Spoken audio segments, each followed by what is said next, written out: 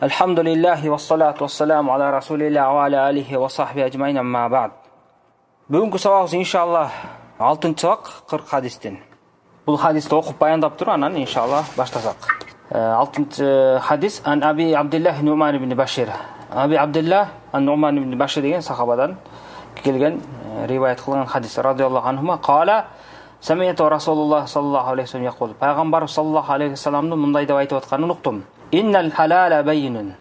Шындығында адал нәрсе ашық айқын баяндалған. Мындай шариатта да, ислам шариатында айтып отыр. Иннал халала байин. Шындығында адал нәрсе, бардық адал нәрсе шариатта ашық айқын баяндалған, баян болған. Ва иннал харама бай. Жана ошондой эле харам нәрселер дагы ашық айқын баяндалған. Ва байнахума умуру муштабихат. Жана ошондой эле ошо адал харам нәрсенин ортосундагы өкүмү билинбеген бөдөмүк нәрселер бар. Башка бир өкүмү билинбеген, адал бу, арам бу билинбеген ошондой нерселер бар, иштер бар. Ошо Тирмизинин риваятында келген, ла ядир касир минас аминал халал ам хия минал халам. Ошол жанагы адамдардын көбү билишпейт, ал адалданбы же арамданбы дегенде, мындайча айтканда адал арам экенин билинбеген дейт. Ла я'ламуна касиру минан нас. Ошол нерсени, ошол жана бөдөмүк болгон, адалбы же арам эмес экени билинбеген нерсени көп адамдар билишпейт дейт пайгамбар саллаллаху алейхи вассалам. Ла я'ламухунна касиру минан нас. Ошол нерсенин өкүмдөрүн айырмалап, кайсынысы адал, кайсынысы арам, ошол нерсе адал арам экенин көп адамдар билишпейт. Анан эми деп айтат пайгамбар саллаллаху алейхи вассалам: "Фаман иттаqa шубухат." Кимдеги ошол нерселерден алыстап ошол нерселерди таштаган болсо, шубухат деген ошо жана өкүмү билинбеген нерселер да. Жашоодогу бардык динге байланыштуу нерселер. Шубухат ошо өкүмү билинбеген, шубха деген сөздөн чыккан да, анык өкүмү билинбеген, мындай карасаң мындай көрүнөт, тигиндей карасаң тигиндей көрүнөт деген нерселер.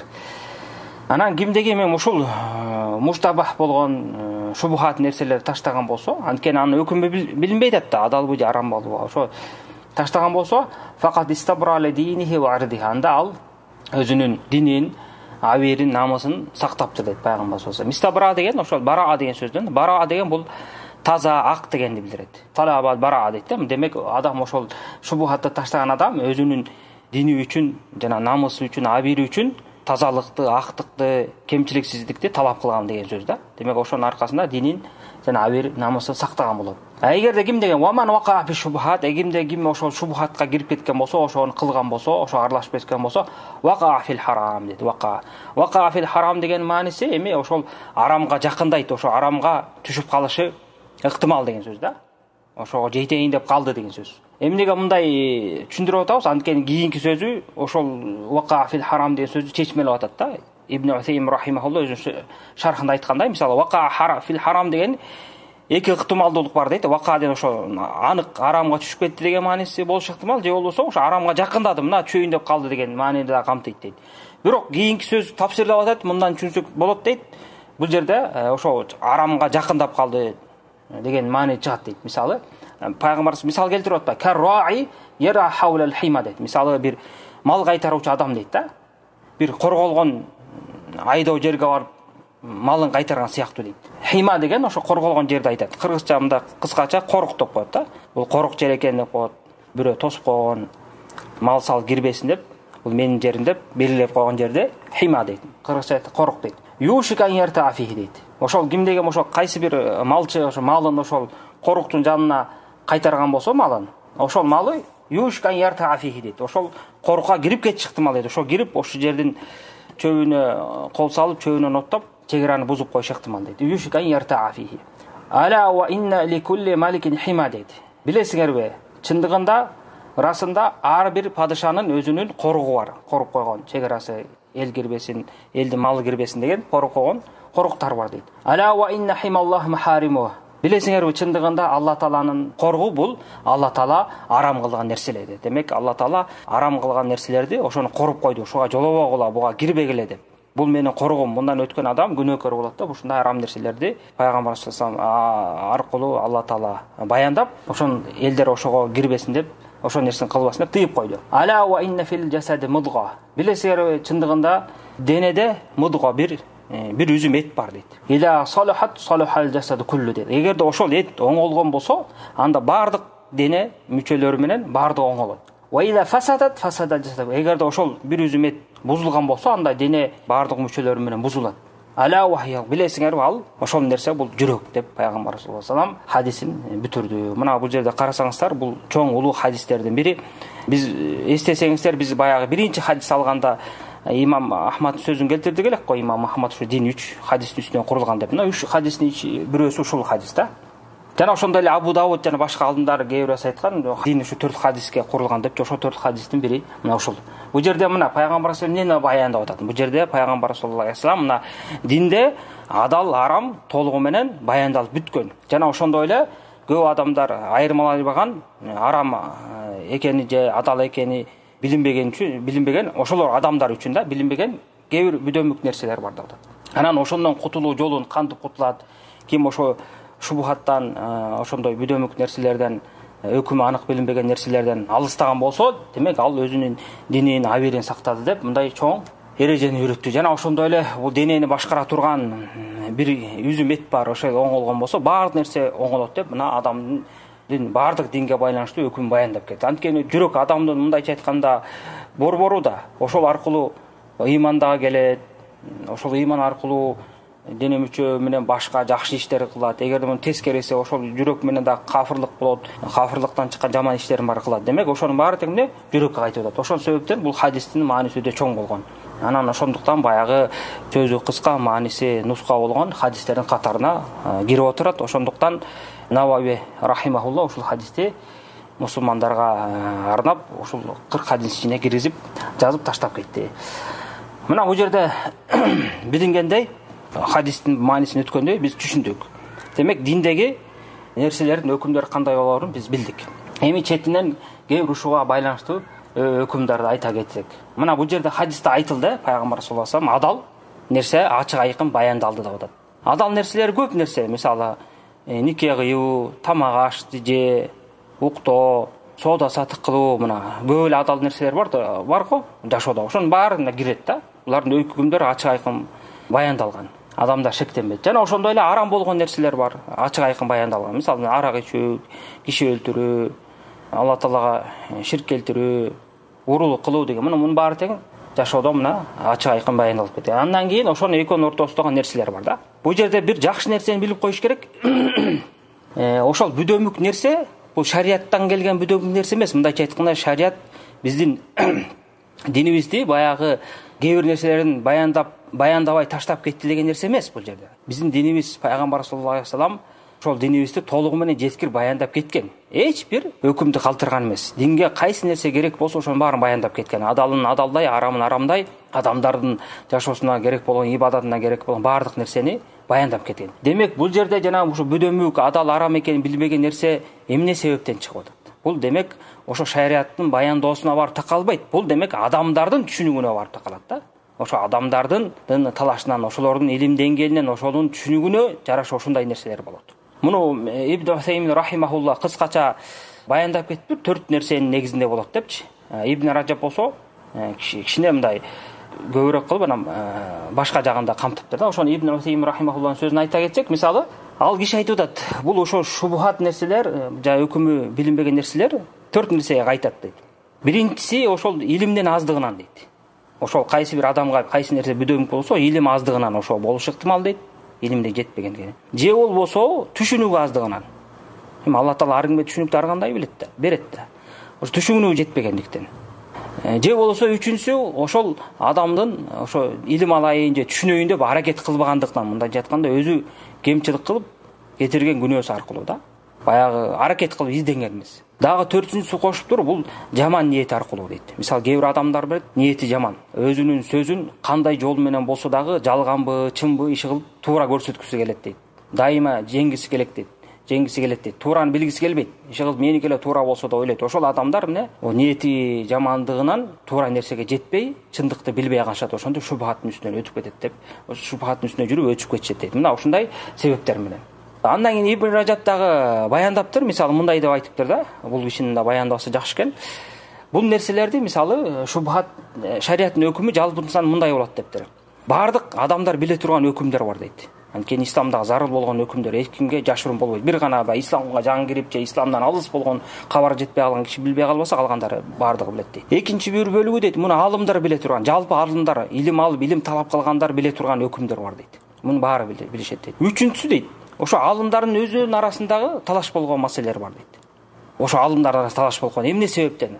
Анткени шариаттын кээ бир өкүмдөрү салыштыра келгенде башка өкүмдөргө караганда, мисалы далилдери азыраак болуп, өкүмү баяндалса деле, далилдер азыраак, маалымат азыраак келет. Бирок да ачык айкын баяндалган, бирок салыштырмалуу башка өкүмдөргө караганда маалымат, далилдер азыраак. Мына ошол себептен аалымдардын ортосунда баягы талаштар чыгып калышы ыктымал. Кантип? Мисалы бирөөнө далил жетиши ыктымал, бирөөнө жетпей калышы ыктымал. Бирөөнө мисалы бир маселеде, ушул маселеде бунун өкүмү адал деген далил жетип калышы ыктымал. Ошол эле маселеде башка бирөө алымга арам деген далил жетип калышы ыктымал дейт. Же болсо бир алымга эки далил тең жетет дейт. Бирөө адал деп атат, бирөө арам деп атат. Бирок да кайсысы туура экенин, кимиси биринчи келген, кимиси акыркы келген билбейт дейт. Мына ушундай себептер менен баягы түшүнүктүн себебинен ушундай шубхаттар пайда болот. Же болбосо кээ бир өкүмдөрдүн далилдери жалпы далилге таянган, же болсо кыяска таянган өкүмдөр болуп калат дейт. Мисалы алымдар ошо бир өкүмдү айтарда жалпы далилдерге таянып, анан ошонун үстүнөн истимбат деп коет да, өкүмдү чыгарып, же болсо мунун далили кыяс экен, башка бир өкүмгө салыштырып анан өкүмү чыгарат да. Ошондой болуп калат. Анан мында дагы алымдардын талаш тартыштар болуп калат. Бирөө мисалы жалпы далилге бул өкүм кирет десе, бирөө кирбейт дейт. Мындайча айтканда практика жүзүндө, иш жүзүнө ашыра келгенде ар кандай талаштар болуп, тартыштар болуп калган болот. Кээде болсо жанагындай ачык айкын далилдер келет. Анан ошол далилдин өзүндө эле ошо далил туурабы, пайгамбарыбыздан туура келгенби, туура хадиспи, туура эмес хадиспи деп тартышып калышат. Кээде ошол хадистин ичине ушул өкүм киреби, кирбейби деп талашып калып, мына ушунун ичинен жанагындай бөдөмүк болгон өкүмдөр пайда болот. А болбосо шариатта ошол нерселер ачык эле баяндалган да. Ошондуктан Ибн Ражаб сөзүнүн аягында айтып атат, бирок шариатта ар бир өкүмгө ошо өкүмдү биле турган сөзсүз түрдө бир таифа болбой койбойт дейт. Ошо чындыкты биле турган. Анткени ислам үммөтү эч качан адашуунун же болсо жахилдиктин үстүндө чогулушпайт дейт. Анткени сөзсүз түрдө ошол бир маселени кайсы чын маселени биле турган таифа болот. Бир алым билбей калса, экинчиси сөзсүз билет. Анткени бул үммөттүн айырмачылыгы, ушунда артыкчылыгы. Кайсы заманда болбосун, кайсы бир шаарда, жерде болбосун, сөзсүз түрдө ошол өкүмдү баяндай турган, биле турган алымдар болуш керек. Бирок да жалпысынан баарына тең бирдей маалым болуу бул шарт эмес. Мына үммөттүн артыкчылыгы ошондо. Анан ушул маселелерди мына жакшы түшүнүп коюшубуз керек. Демек биз эмнени билдик? Жанагы ушул жана шубхат, адал арам экен билинбеген нерселердин себептерин түшүндүк. Анан ошол себептер, ошол нерселердин өкүмдөрү, шубхат болгон нерселердин өкүмдөрү бул шариатта баяндалган. Бирок да ошо адамдар ошого жетүүдө, ошого өкүмдү таап элге берүүдө жана түшүнүктөрүн, жогоруда айтылган түшүнүктөрдүн негизинен жанагындай талаш тартыштар чыгып калышы ыктымал. А болбосо шариат мунун баарын баяндап кеткен. Анан ошондой эле бул нерсе демек шариаттын өкүмүнө кайтпайт дедик, шариаттын маалыматына. Бул адамдардын түшүнүгүнө, адамдардын өзүлөрүнүн түшүнүгүнө, илимине кайтат. Ошол себептен ошонун натыйжасында жанагындай түшүнүксүз, шубхат болгон, муштабах болгон өкүмдөр чыгат деп. Мына мунун аркасынан улай эле айта турган болсок, эмнени биз билип атабыз? Мунун аркасында мына Ибн Утаймин рахимахулла айтып кеткендей, бул жерде илимдин, алымдардын артыкчылыгы билинип атат. Кантип? Мисалы, анткени бул жерде пайгамбар саллаллаху алейхи айтып атпайбы? Ла я'ламу касирун минан нас. Көптөгөн адамдар билбейт деп атат. Бирок да аны башка адамдар билет. Бул жерде көптөгөн адамдар деди, бирок да адамдын баары деп айткан жок пайгамбар саллаллаху алейхи. Же адамдын көпчүлүгү деген жок. Көп адамдар билет. Демек, башка бир бөлүгү, айрыкча ошо алымдар ошону билет да. Муну Ибн Ражаб рахимахулла ачык эле айтыптыр, Ибн Утаймин рахимахулла дагы. Демек, алымдар, илим алган адамдар билишет. Баары билбесе дагы кээ бирөөсү билишет. Демек, бул жерден биз эмне пайда алдык? Демек, илимдин артыкчылыгы. Ошондуктан ким өзүнүн динин жакшы кармайм деген болсо, жакшы үйрөнөм деген болсо, бул хадисте ошо илимге үндөө, илимдин артыкчылыгын баяндай турган, фазилетин баяндай турган чоң бир жакшылык жатат да. Анткени адам баласы ошо өкүмдөрдү билип, жана шубхаттарга такалып калып, баш айланбай, динин жакшы кармап, ошо амал кылмаса кандай сонун? Эгерде илимсиз адам болсо эмне кылат? Шубхатка такалып эмне кыларын билбей калат. Эгерде дини начар болсо, мага баары бир деп көп нерсени кыла беришет. Мына бул жерден дагы эмнени байкасак болот? Мына азыркы заманда көптөгөн адамдар бул шубхат нерсе эмес, ачык айкын арам болгон нерселерди кылып жүрүшөт да. Бул демек адамдардын деңгээли өтө жаман болуп калган нерсени билдирет. Шариатта шубхат эмес, баягы бөдөмүк болгон өкүмдөр эмес, бул ачык айкын арам болгон нерселерди кылып жүрүшөт да. Бул демек мусулмандардын көбү ошо динден алыстап, илимден алыстап, караңгылыкка баратканын бир элесин көрсөтөт. Ошондуктан илим алуу, илим үйрөнүү, элге жеткирүү өтө зарыл нерсе. Илим деген бул нур. Алла Таала берген чоң жакшылык. Пайгамбар саллаллаху алейхи вассалам Бухари Муслимде келген хадисте айтат го. Муавиянын хадисинде. Алла Таала кимге жакшылык каалаган болсо, ошол адамга эмне динди үйрөтөт деп атат. Диндеги фикти үйрөтөт деп атат. Юфақиху фид-дин, динди үйрөтөт, диннин өкүмдөрүн үйрөтөт. Бул өтө жакшылык. Ибн Хаджар айткандай мунун тескериси, демек кимге жакшылык каалабаса ага динди үйрөтпөйт да. Ошондуктан ар бир илим алуучу, илим жолунда жүрө турган, илим издеген, үйрөнүп калайын деген адам сүйүнүш керек да. Кудай Таала шүгүр келтириш керек. Алла Таала шүгүр ошол мага дин жолун көрсөтүп, илим алууну насип кылганын, аз болсо да, көп болсо да динди үйрөнүп атканыңа миң мертебе шүгүр деп Алла Таалага мактап айтып, дайыма жалбарып турушубуз керек. Андан кийинки өкүм, бул жерде биз эмнени пайда алабыз? Мисалы, кээ бир нерселерди этият үчүн, жана шубхаттан мисалы адамга билинбей калган болсо, өнөмүк болуп далилдери билинбей калган болсо, ошону таштап, баягы шексиз болгон өкүмдү кылуу бул мустахаб болот да. Муну ихтият деп коет, этият деп коет. Бул этият менен амал кылуу бул мустахаб болот. Бир шарт менен. Эгерде ошол өкүмдө ачык айкын далил жок болсо, же ошо ачык айкын далилге жетүүдө илими жетпей, эмне кыларын билбей, жол таппай калган болсо, бул биринчи шарт. Сөзсүз түрдө далил ачык айкын болбош керек. Эгерде ачык айкын далил болсо, анда далилге амал кылуу важип болот. Экинчиси, ошол нерсеге амал кылып атканда этият катары амал кылыш керек да, важип катары эмес. Анткени биз аныгын билбейбиз да. Мисалы, бир адам бир ушул нерседе шубха бар экен, мен өкүм билбей таам десе, ошону кайсынысы оң болсо ошону кылып, ошо же болбосо кайсынысы оң болсо ошону таштап, ошондон алыстоосу, бул демек ал этият кылып амал кылган да. Андан жогоруда эки шарт менен амал кылынат. Андан кийинки бул хадистен дагы ушундан алына турган бир пайдалардын маселелердин бири, шариатта садда зарай деп коет. Ошо жанагы жамандыкка алып бара турган, күнөөгө алып бара турган жолдорду тосуу деген маселе бар да. Бул өтө шариаттагы адамдарды жамандыктан, күнөөдөн тосо турган жакшы бир өкүмдөрдүн ыкмалардын бири. Муну көп алымдар колдогон. Бул 4 даража менен турат. Биринчиси, мисалы, кээ бир нерселердин ошо арам нерсеге жеткирүүсү анык болгон нерселер бар да. Мындай нерседен алыс болуп таштоо бул ижма менен кабыл алынган. Бул неме болот? Ташташ милдет болот. Ошону кылыш арам болот. Мисалы, бир кайсы нерсе күнөө ишке жеткирери анык болгон болсо, ошол ишти кылуу арам болот. Аны ташташ важип болот. Бул бир мусулмандардын арасында талаш жок. Ижма менен кабыл алынган. Экинчиси, кайсы бир нерсе бул жанагы биринчисин мисалын айтып кетели. Мисалы, бир адам эл баса турган жерге бир аң казып койгон болсо, яма же аң казып койгон болсо, ошондой иш кылышы бул арам болот да. Же болсо кудук, мен ошо кудук ушул жерден суу чыгарам деп кудук касып алды элдин жолуна. Негизи болбойт, анткени элдин жолун бузуп атат, эң кичинен ошол жолдон ар ким өтөт да, ичине түшүп кетип өлүп калышы ыктымал. Демек бул күнөө ишке жеткире турган нерсе. Мындай нерсе арам болот. Муну кылбаш керек. Экинчиси, ошо арам нерсеге анда кээ деле жеткире турган нерселер да, чанда жеткире турган нерселер. Мындай нерсени ташташ важип эмес. Кылса эчтеке болбойт.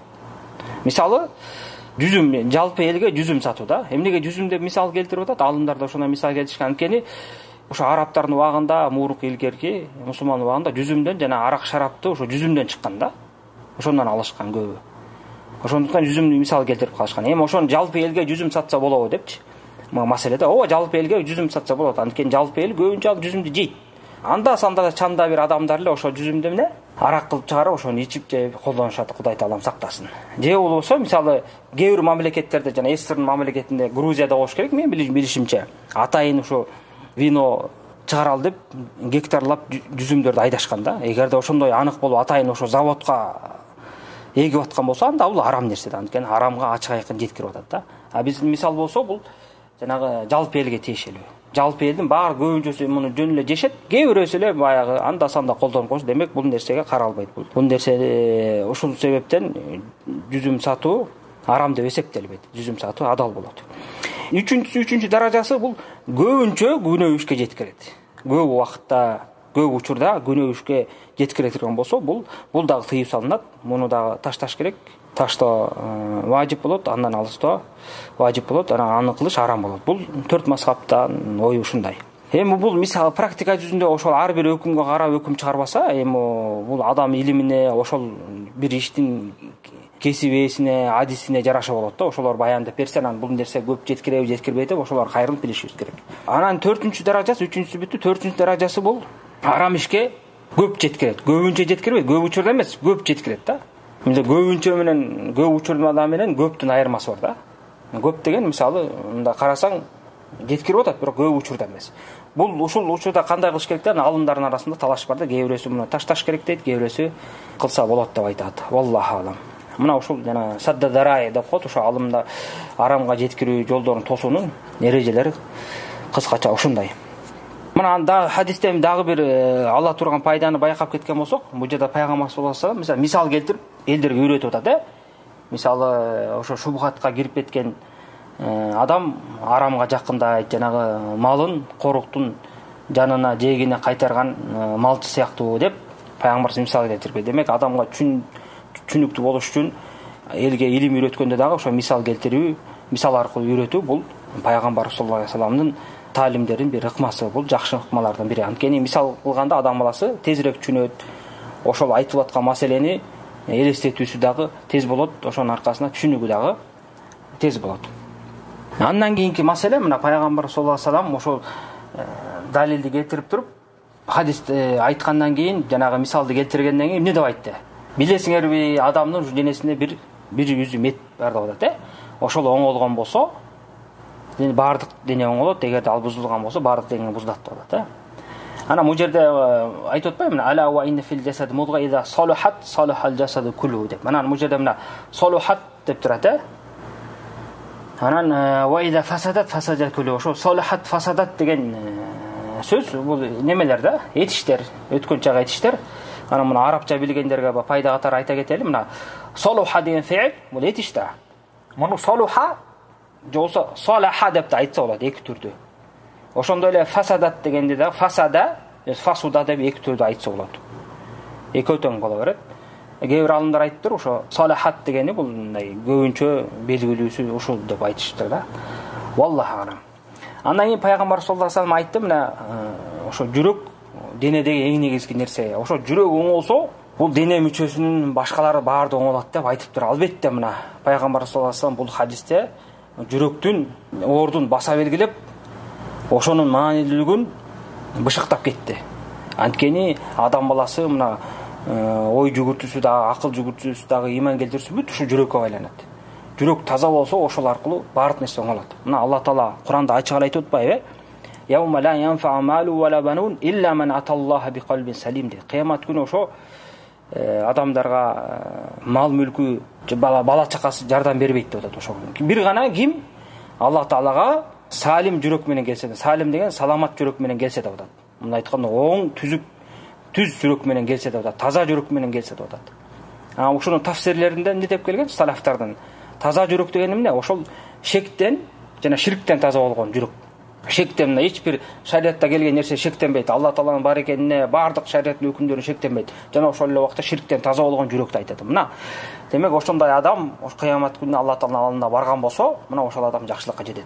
Жүрөгү таза, эч бир шариаттын өкүмүнө шек кылбайт, шектенбейт шариаттын өкүмүнөн.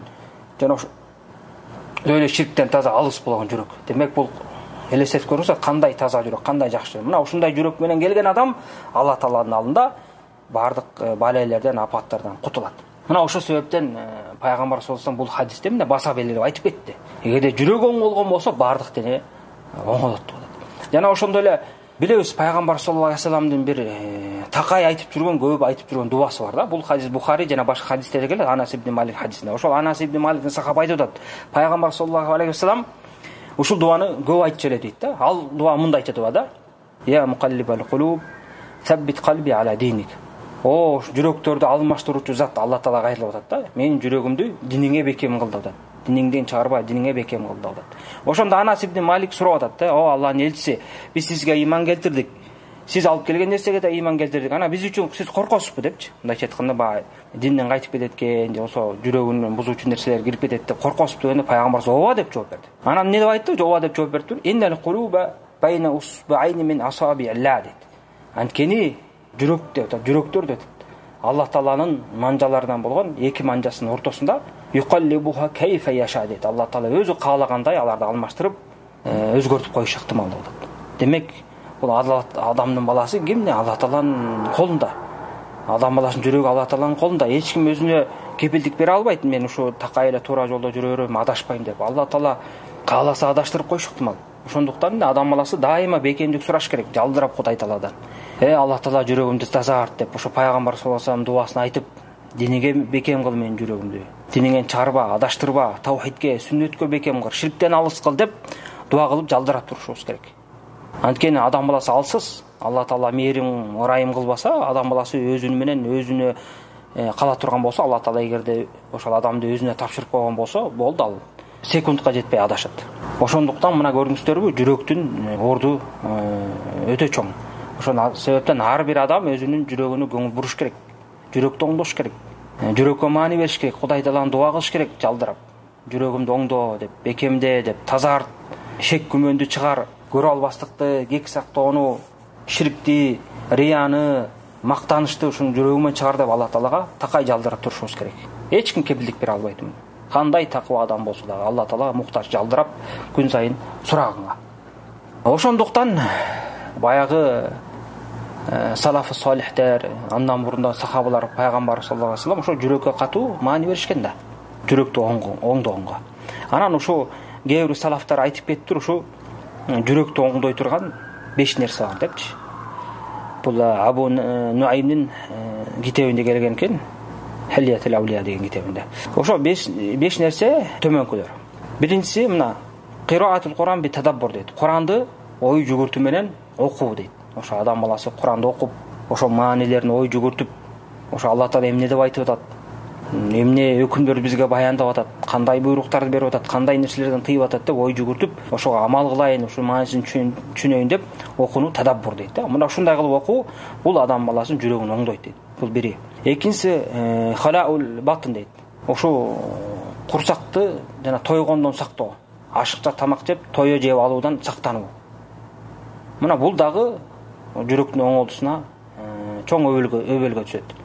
Анткени адам баласы тойо жеп алса тамакты, көп тамак жеген деген эмне болот? Ал адамды жалкоолук басат.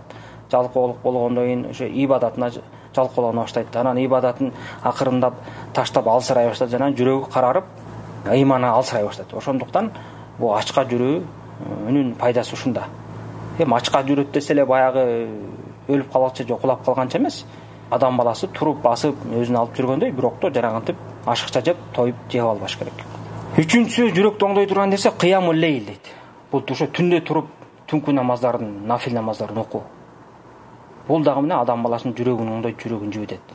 Мына билебиз, кыямул лейлге, түнкү намаздарга байланыштуу көптөгөн хадистер келген. Пайгамбар саллаллаху алейхи вассалам бул намаздарды дайым окуп жүргөн. Андан кийин сахаба, табииндер, исламдагы алым баары тең мына окуп жүрүшкөн түнкү намаздарды. Ошол себептен ар бир адам буга да жакшы көңүл буруш керек. Төртүнчү тадарру бис сахар дейт. Жанагы таң атайын деп калган, таң атканга асып калып калган маалда жана ошо намаздар окуп бүтүп же болсо ошон атайын туруп же намаздан кийин иши кылып таңга чукулдап калган кезде сахар деп коет, жанагы ооз бекиткен убакыт болуп атпайбы? Ошол кезде Алла Таалага туруп жалдыроо, тадарру дейт. Өзүнүн алыс экенин билдирип, кул экенин, пенде экенин, алыс экенин билдирип, Кудай Таалага дуа кылып, зикир кылып, мактап, өзүнүн алсыздыгын сезүү. Мына ошол тадарру дейт. Ошол кезде мына жана таңга маал, ошо таңга чукул истигфар келтиргенден дагы артыкчылыгы өтө чоң да. Алла Тааланы мактап, истигфар келтирип, күнөөлөрдөн кечирим суроо. Мына бул дагы жүрөктү оңдойт. Бешинчи мужаласату салихин. Бул жакшы адамдарга ынык болуп, ошолор менен отуруп, ошолор менен жанаша жүрүү, салихтер менен. Ошолордон анткени жакшы адамга жанашса эмне болот? Кыргызда деле жакшы сөз барга, жакшыга жанаш, жамандан адаш деп. Андан жок дегенде жакшы менен жүрсө эмне болот? Илим үйрөнөт, же болбосо адеп акылагын үйрөнөт, же болбосо бир пайдалуу иш кылат, же болбосо ошол жакшы адам менен отуруп койгон болсо, ошонун отуруунун себебинен башка бир жаман иштерден тыйылат да. Эгерде жаман адамга барып кошулган болсо, жаман иш кылып коюшу ыктымал. Же убактысын текке кетирет. Жакшы адам менен отурган болсок, мына көп дегенде жаман иштерден айрылат. Мына ушундай жүрөктү оңдой турган нерселер. Мына ар бир адам ушул нерсеге көңүл буруп, жүрөктү оңдоганга аракет кылыш керек. Анткени айтып кетпедикпи же башында, шарият бул жүрөккө катуу маани берген. Ошол себептен Абу Хурайра радиаллаху анху айтып атпайбы? Жүрөк адамдын денесиндеги жүрөк бул падыша сыяктуу дейт. Калган жана амалдар, дене мүчө ошолордун баары эмне? Аскерлери дейт да. башка дененин мүчөлөрү адамдын кылган амалдары бул аскерлери. Анан ошол жанагы жүрөк падыша кандай буйрук берген болсо дене мүчөсүнүн амалдары ошондой болот да. Ошондуктан бул жүрөккө жакшы көңүл бурушубуз керек. Анан сөздүн акырыбызда бир айта турган чоң бир маселе бар. Эскертип кетели. Көптөгөн адамдар ошону көп кайталашат да. Айрыкча жанагы жалкоо адамдар, диндин өкүмдөрүнөн качкан адамдар барып айтып калсаң, мисалы көбүнчө айрыкча намаз маселесинде келип динге кириңиз, бул иштер жакшы иштерди кылыңыз, намаз окусуңуз десе эле, баягы жалкоолонуп же эмне шылтоо айтарын билбей эле мындай деген нерсени кармагынан ошолушат да. Мындай деген шылтоону айтышат. Эми убагында окуйбуз, убагы келсин, менин жүрөгүм таза эле, ниетим ак, элдерге жакшылык кылам, колуман келишинче садака берип турам, жетим жесирге жардам берип турам, бирөөгө жаман айтпайм, ушак сүйлөбөйм, бул деле жакшы иш да, мен ушундай жакшы иштерди кылып атам деп ушундай шылтоолорду келтирет. Бул албетте туура эмес. Албетте жанагы айтып кеткен нерсе жакшы иш, бирок бул эч качан жетишсиз иштер. Анткени адам баласы бул дүйнөдө мамилеси Алла Таала менен да мамиле куруш керек, буйруктарын аткарып. Жана ошондой эле бул жердеги өзүнө окшогон махлук пенделер менен да мамиле курат. Жанагындай жакшы иштер кылып аткан ниет ак болгону бүт ошо жанагы пенделерге байланыштуу иштер. Алла Тааланын акысы гана.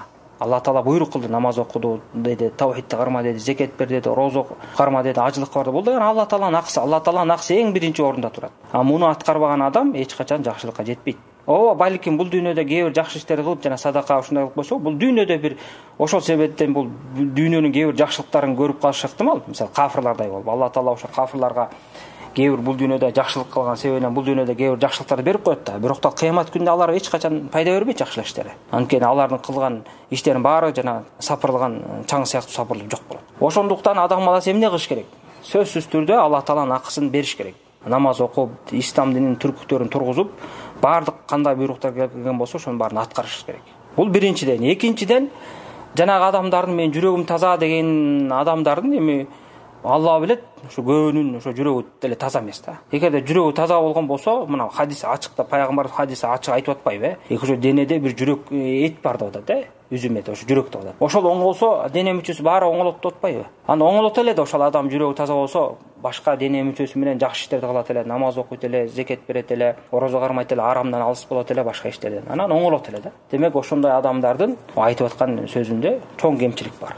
Көбү жалган болушу ыктымал. Чынчыл болгондор бол, мүмкүн жахил болуп эле, билбей эле калып шариаттын өкүмү эле чынчыл болуп калбаса, анткени болуп калбаса башка учурда жалган болушу ыктымал. Мына анткени пайгамбар саллаллаху алейхи вассалам хадис ачык айтып. Эгерде жүрөгүң оңолсо, башка амалдар да оңолуш керек.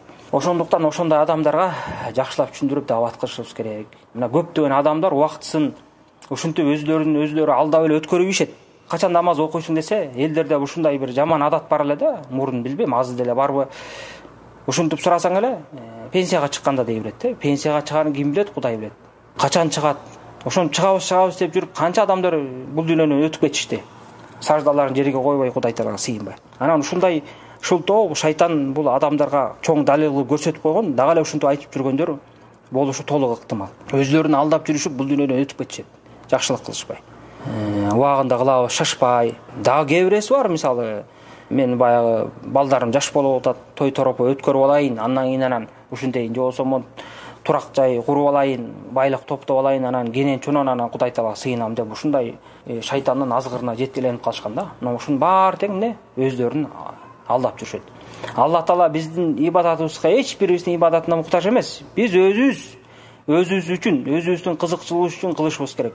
Өзүбүз коргоп, ошо тозоктон кутулалы деп Кудай Таалага жалдырап чуркап барышыбыз керек. Алла Таалага анын эч бир нерсеси кемибейт. Керек болсо бул ааламдагы баардык адамзат баары тең кафир болуп кетсе, Алла Таалаганын эч бир нерсеси кемибейт. Зыян тарткан бир гана адам баласы. Ошондуктан мында ушундай маселелерге көңүл буруп, туугандарга түшүндүрүү иштерин жүргүзүп, айтып жеткирип туралы. Мына ушун менен бүгүнкү сабагыбыз аягына чыкты. Алла Таала бизге туура илим насип кылсын. Анан сабактын башында айтпай кетиптирбиз, бул хадисти ошо Бухари, Муслим риваят кылган. Аллахумма салли ва саллим